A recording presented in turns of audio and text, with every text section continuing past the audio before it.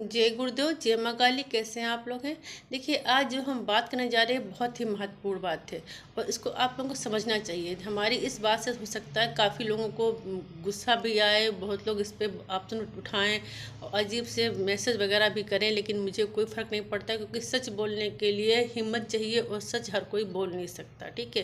क्योंकि हर कोई अपनी अपनी राह चल रहा, अपना अपने कार्य कर रहा, लेकिन सच बोलना अलग बात है। और मैं जो भी कहती हूँ वो सच कहती हूँ। जो जिसको बुरा लगता है बुरा लगे, जो उसमें जो भी ऑप्शन करता है लगाए, लेकिन मुझे सच बोलना तो मैं सच बोलूँगी, ठीक है। और मैं आज जो बात करी जा रही हूँ वो है कि गुरु दीक्षा पे, ठीक है। काफ़ी लोग मेरे पास मैसेज करते हैं कि मुझे आप दीक्षा दे दीजिए, मेरी गुरु बन जाए, मुझे गुरु दीक्षा चाहिए। मैं मना कर देती हूँ तो लोग गुस्सा हो जाते हैं। अच्छी बात है कि आप गुस्सा हो रहे हैं, आपके हित में है। क्योंकि अगर कोई भी आपको ऑनलाइन दीक्षा दे रहा है, ठीक है, आपको फ़ोन के जरिए, आपके वीडियो कॉल जरिए अगर आपको वो दीक्षा दे रहा कि हाँ मैं गुरु हूँ, मैं आपको गुरु दीक्षा दे रहा हूँ, आप ले रहे हैं, तो आप दोनों गलत हैं।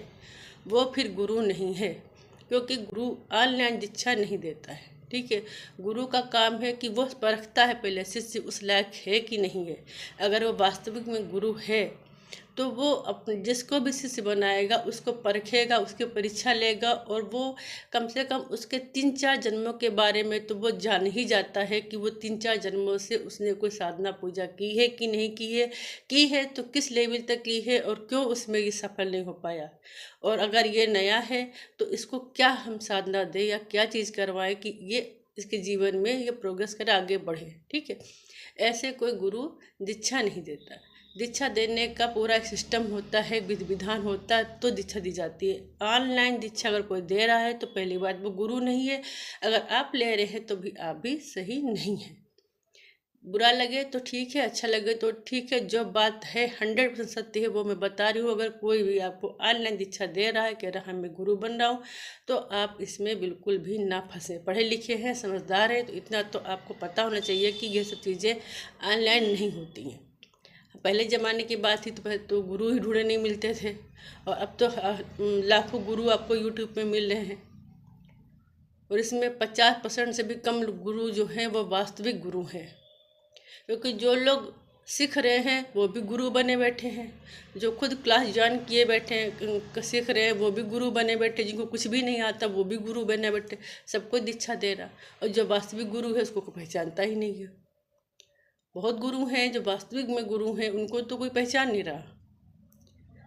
तो यहाँ पर जो भी कोई भी आपसे कहता है कि हाँ हम आपको ऑनलाइन दीक्षा देंगे, तो आप मान लीजिए कि वो गुरु नहीं है।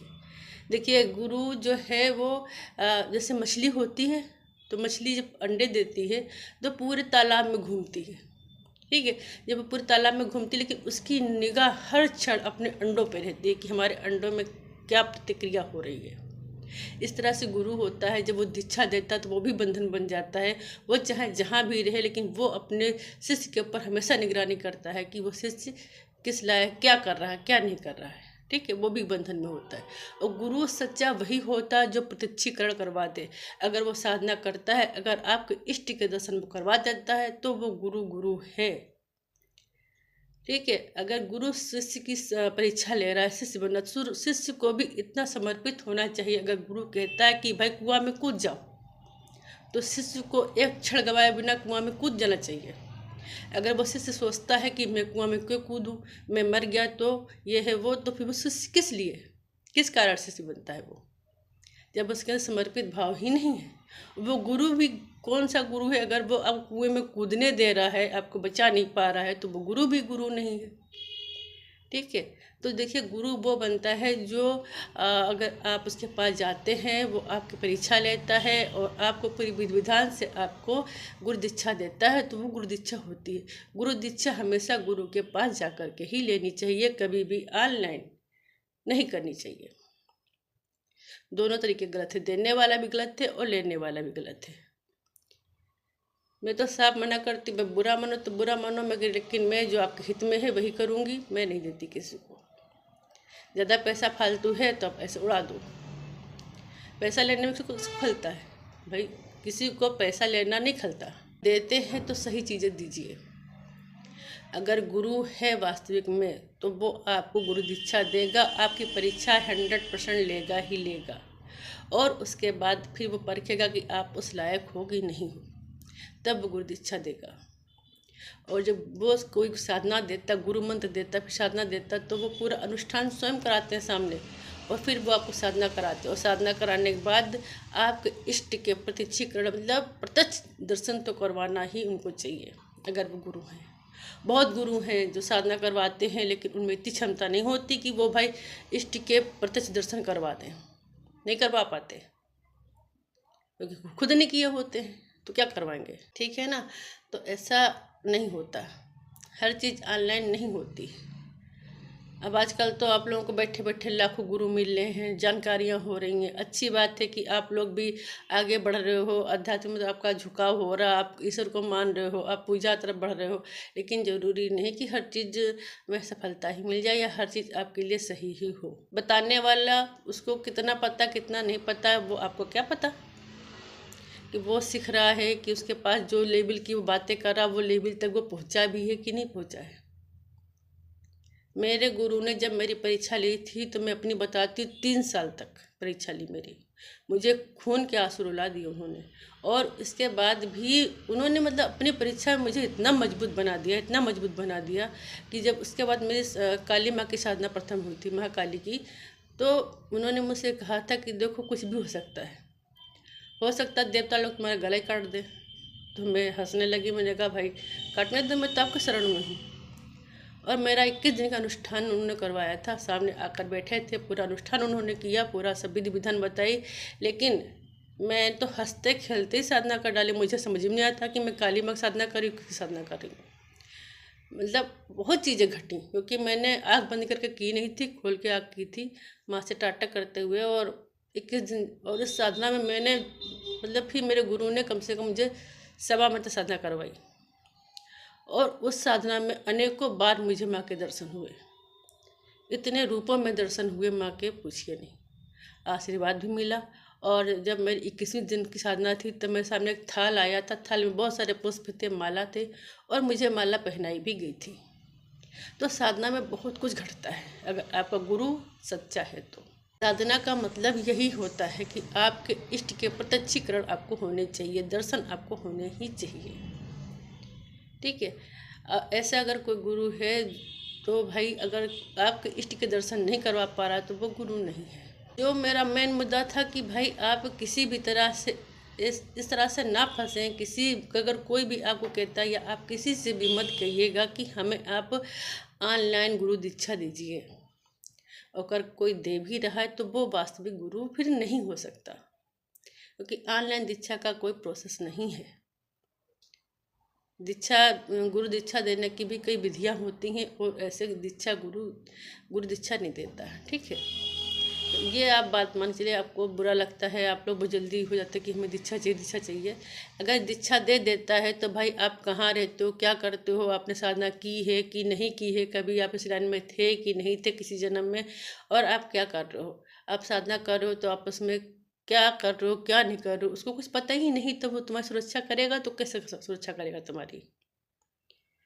जब वो आप उसके पास जाओगे, सामने जाओगे, जब वो पहचानेगा, देखेगा आपसे, आपके बारे में जानेगा, तभी तो वो आपकी सुरक्षा कर सकता है, क्योंकि गुरु भी बाध्य हो जाता है, गुरु को बाध्य होना ही पड़ता है। मैं आपको एक बात बताती हूँ। एक गुरु थे, बुरा नहीं मत, वास्तव सत्य घटना है ये। तो काफ़ी वो पंडाल वंडाल लगा करके भाषण वाषण दे, जो अपनी पूजा पाठ जो भी करे थे, काफ़ी लोग थे आए हुए थे, हम भी अपने गुरु जी के साथ में गए हुए थे। तो वो अपनी बात कर रहे थे, लेकिन जब पीछे उनके जो शिष्य लोग थे वो बैठे बड़बड़ बड़बड़ बड़बड़ा रहे थे। तो मेरे गुरु जी के क्या बात है, इतने क्रोध में तुम लोग क्यों हो भाई, क्या हुआ, यानी इतने साल से 25 साल हो गए हैं, अभी तक कभी भी इन्होंने कुछ नहीं करा पाए। तो मेरे गुरु ने पूछा, कभी तुम्हें दर्शन करवाए तुम्हारे इष्ट के, कभी आज तक दर्शन नहीं करवाए, हमें लोग कुछ पता नहीं, जीवन पूरा नर्क हो गया, नष्ट हो गया, कुछ नहीं करा पा रहे हैं। तो मेरे गुरु जी ने कहा कि भाई किसकी साधना करते हो, कहा कृष्ण जी की। तो कहा अच्छा ठीक है, कल हमारे पास तुम आना, हम तुम्हें एक रात में ही दर्शन करवा देंगे। उन्होंने पता दिया, तब तो भाई साइकिलें चलती थी, तो वो साइकिल पे बैठ करके सुबह आए, काफ़ी पुरानी बात है। तो साइकिल पर बैठ कर के आए तो गुरुजी ने कहा ठीक है भाई, काफ़ी उन्होंने रिक्वेस्ट की तो गुरुजी ने कहा ठीक है, ये आप उन्होंने विधि विधान बताई, मंत्र दिया कि इसको इस तरह से करना है आपको, एक रात में ही आपको दर्शन हो जाएंगे। उन्हें तो यकीन नहीं हुआ कि हमारे गुरु 25 साल से नहीं करा पा रहे, ये एक रात में करा देंगे। वाह भाई वाह, ये कौन बात होती है, करो तो जा करके। उन्होंने किया होगा। सुबह वो जब आए हैं दूसरे दिन तो पैर अब गिर कर रोने लगे, गिड़गिड़ाने लगे, कहीं धन हो गए हम कि हमें कृष्ण जी के दर्शन, तो दर्शन हमने उनसे बातें की, उनकी बांसुरी तक सुनी है। आज तक वो मतलब क्या बताएं क्या हुआ। तो गुरु ऐसे भी होते हैं। हमने जितनी साधना की, हमारे गुरुदेव ने सबके दर्शन करवाए। जो गुरु दर्शन नहीं करा सकता वो गुरु गुरु नहीं होता, ठीक है। तो ऐसे दीक्षा भी नहीं ली जाती है और इस तरह से भी हर कोई गुरु नहीं बन जाता।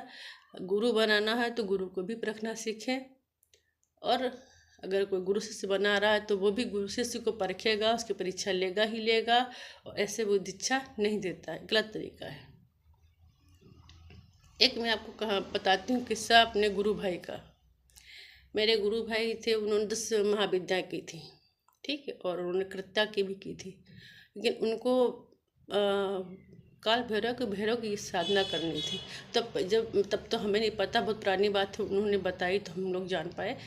वो काफ़ी पुरानी, तब गुरु तो ऐसे जल्दी मिलते नहीं थे भाई। तब तो ये ऑनलाइन सिस्टम था नहीं कि यूट्यूब हो वगैरह हो, तब फ़ोन भी चलते नहीं थे। तो ढूंढते ढांढते कहीं से पूछते पाछते वो लोग 4-5 लोग थक गए। तो वहाँ पर जो गुरु थे तो भाई बात तो हुई होगी, ठीक सिखाएंगे, लेकिन जो गुरु थे उनको भी नहीं आती थी। अब वो गुरु तो बने थे। तो क्या हुआ कि 20-25 लोग थे, सब बैठे थे। तो वहाँ एक ड्रम में कुछ भर आया, सामान भर करके, तो सबके सामने कटोरे में रख दिया गया। वो सामान क्या था, वो ड्रम में जो थी लेट्रिन बाथरूम जो थी मिक्स करके आई थी, ठीक है। अब लेट्रिन बाथरूम मिक्स करके आई, सबके सामने रख दी गई कि जो इसको खा लेगा वही साधना करेगा। सत्य घटना है एकदम, ठीक है। जो इसको खा लेगा वही करेगा। अब आधे तो भैया उल्टी करते हुए हट गए, बदबू इतनी आ रही थी, कोई नहीं। अब ये 4-5 लोग बचे। मेरे जो गुरु भाई थे वो बहुत देर बंद करके आँख बैठे रहे, सोचते रहे, सोचते सोचते फिर मुस्कुराने लगे। मुस्कुराते मुस्कुराते वो क्या हुआ, उन्होंने पूरा खा लिया, ठीक है, पूरा खा लिया। और बाकी थोड़ा बहुत किसी ने चम्मच से चखा, किसी ने नहीं चखा, कोई हट गया, कोई उल्टी कर दिया। मतलब इतनी गंदी चीज़ें जब बताया तो सुन कर के मुझे उबकाई आ रही थी, मुझे उल्टी हो रही थी कि भाई ये कैसे किया होगा। तो जब उन्होंने पूछा गुरु ने कि भाई तुमने कैसे खा लिया, कर मुझे कुछ नहीं पता। क्यों? मैं तो अपने इष्ट में था, अपने परमात्मा में था। मैंने परमात्मा से कहा कि क्या करना मैं नहीं जानता। मुझे इतना लगा कि मैं छोटा बच्चा हूँ, मतलब 6-7 महीने का, साल भर का बच्चा छोटा हूँ। उस बच्चे को कुछ पता नहीं होता कि वो क्या खा रहा, क्या कर रहा। कुछ छोटे बच्चे होते हर चीज़ मुँह में रख देते अपने, है ना। उन्होंने कहा मुझे कुछ नहीं पता, मुझे सिर्फ इतना पता कि मैं अपने परमात्मा के पास था, और मुझे लगा कि मैं छोटा बच्चा हूँ, एक नासमझ बच्चा जो 6-7 महीने का होता, साल भर का बच्चा था। मुझे नहीं पता कि मैं क्या खा रहा हूँ, क्या पी रहा हूँ। मैं बच्चे की तरह अपना पूरा, और कैसे ख़त्म क्या हो गया मुझे ये भी नहीं पता कि मैंने खाया कैसे। तो उन्होंने कहा तुमको साधारण इंसान कौन हो? तो कहा नहीं, मैं भी साधारण इंसान हूँ भाई, अपनी अपनी श्रद्धा है। उन्होंने कुछ बताया नहीं कि मैं क्या हूँ, ठीक है। तो फिर उन्होंने कहा ठीक है, तो जो भी मंत्र वगैरह था दिया, का इस तरह से साधना करनी है। अब जब साधना करने के लिए गए तो उन्होंने जितने दिन का अनुष्ठान था करना है, तो वो कर रहे थे। तो उनको लग रहा था जैसे कोई भी शक्ति है वो उनको ऊपर आसमान को फेंक रही है, और नीचे फिर गिर रहे, फिर ऊपर फेंक रहा, फिर नीचे आ रहे। इस तरह से उनको महसूस होता था। अब गुरु तो गुरु थे नहीं, उनको तो इतना खुद पता नहीं था, तो किसी तरह सेफ्टी भी नहीं कर रहे थे। अब इनके पास 10 महाविद्याएँ थी, कृत्या साधना भी थी, तो उन्होंने अपने ही प्रभाव से किया, ठीक है। तो उन्होंने ये समझ लिया कि मैं माँ की गोद में हूँ, माँ खिला रही है, मुझे कोई पता नहीं, मैं तेरी शरण में हूँ, मैं कुछ जानता नहीं। उसके बाद जब उनकी 11 दिन या जितना भी था उनका टाइम पूरा हुआ, तो उनको लगा कि धुएं से बहुत ज़्यादा धुआं कोहरा है, कोई भी आदमी, बहुत लंबा चौड़ा आदमी, एकदम काला और बहुत हट्टा कट्टा लंबे लंबे बाल आ रहा है। तो इनको लगा अब तो लगता है ये मुझे मार डालेगा, मुझे मारने के लिए भाई आ रहा है ये। तो जब वो आया तो कहा तू बहुत ज़िद्दी है, अपनी ज़िद नहीं छोड़ेगा, चल तू पास हो गया। और उन्होंने, वो भैरव ही थे, और उन्होंने उनको एक हड्डी की माला दी। ठीक, तो उनकी साधना सफल हुई। तो वो जब माला लेके अपने गुरु के पास में आए तो गुरु को बड़ी ईर्ष्या हुई, बड़ी जलन हुई कि इसने कैसे कर लिया। उनके अंदर आ गया कि मैं इसको अब मार दूंगा, जो गुरु थे। तो जब वो लेकर बताया तो जब उनको, भाई इनके पास कृत्या साधना थी, 10 महाविद्या थी, उनको तो पता चल गया कि गुरु वास्तव में दो अलग है और ये मुझे मारने की मतलब साजिश रच रहा है। उन्होंने कृत्या प्रयोग कर दिया। जब कृत्या प्रयोग कर दिया तो गुरु तो पलट गए। तो जब गुरु पलट गए तब वो माफ़ी मांगने लगे कि भाई तुम कौन हो, तुम साधारण इंसान नहीं हो, बताओ तुम कौन हो, मैं तुम्हें अपना गुरु, वरना उनके गुरु कह रहे थे कि मैं तुमको अपना गुरु मान रहा हूँ, मुझे बता दो। लेकिन आप गुरु हो तो गुरु का महत्व समझिए ना भाई। आपने हमें कुछ दिया या नहीं दिया, लेकिन मैंने उस चीज़ को प्राप्त किया तो आपको खुश होना चाहिए था, और आपने हमको मारने की साजिश रच ली, ऐसे कैसे। तो वो गुस्सा हो गया कि ना आपको जो भी गुरु दीक्षा चाहिए ले लीजिए, मैं जाऊँ। तो कहा मुझे भाई बचा तो दो, ऐसी गलती दोबारा नहीं होगी, और गुरु दीक्षा दे चाहते तो जो भी हमारे साधक बैठे हैं उनको भी आप ये चीज़ सिद्ध करा दो। तो गुरु उन्होंने कहा ठीक है। तो भाई जो उनके वो साधक थे उनको विधि विधान बताए, वो चले आए। तो इस तरह के भी गुरु होते हैं, वो किस हद तक चले जाएंगे भी पता नहीं। तो गुरु को समझना भी चाहिए। ठीक है, मैं किसी गुरु के बारे में नहीं कह रही हूँ, मैं किसी को गलत लगना भी नहीं चाहिए। जो सत्य है मैं सत्य बोलती हूँ और सत्य ही कहती हूँ मैं, क्योंकि सत्य बोलने के लिए हिम्मत भी चाहिए। और इसलिए मैं कह रही हूँ कि भाई ये जो चल रहा है मैटर की ऑनलाइन वाला, तो ऑनलाइन में आप ना फंसे किसी को से भी। आप ना गुरु दीक्षा मत लें, क्योंकि ऑनलाइन गुरु दीक्षा नहीं लेनी चाहिए और ये सही नहीं है। अगर कोई दे रहा है तब भी ना लें, और आप भी ना लें। अगर अच्छा लगे तो वीडियो को लाइक करें, अगर नए हैं तो सब्सक्राइब करिए और इसको और ज़्यादा शेयर कीजिए ताकि और लोग ऐसी गलतियाँ ना करें। आपके लिए हित में है। अच्छा लगे तो लाइक करिए।